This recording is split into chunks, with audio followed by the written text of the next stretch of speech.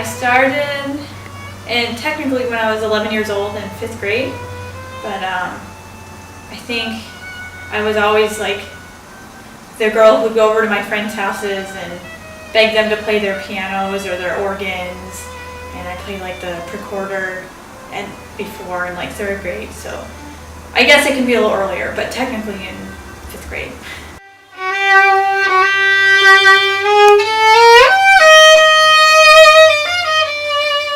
I started on the violin, and when I was in middle school, in high school I went through the whole obsession with guitar and rock music, and I played kind of electric and acoustic guitar and electric bass for a while. I guess it would be more classical music that I played growing up through the school program, but I've always been a rock fan at heart.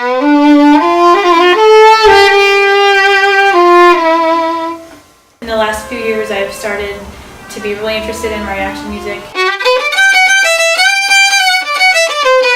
and now I'm playing in the group here, and now I'm also doing the Erhu and China Ensemble.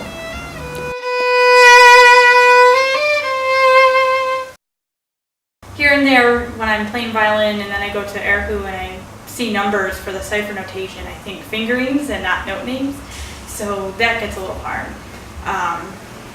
But I kind of have fun on the days where, you know, I practice Erhu and then I go and have mariachi ensemble, and those are kind of the days that I think like, wow, I'm really lucky to be doing what I'm doing.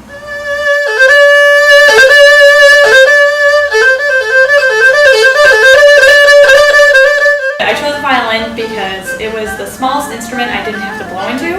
I couldn't even blow up a balloon at that age that I chose an instrument, so that took out all the wind instruments right there. I chose the most practical one for me. I didn't even like orchestra when I was little, but I came to love it a lot. I decided to take Erhu. I didn't know what ensemble I wanted to try for the 2nd quarter this year, and Chingy told me, why don't you try China Ensemble with me? And you know, there's Erhu, you play violin, so why don't you try that? And I was like, okay, I'll try it.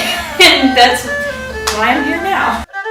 It becomes more of an emotional roller coaster than you would think learning an instrument would be.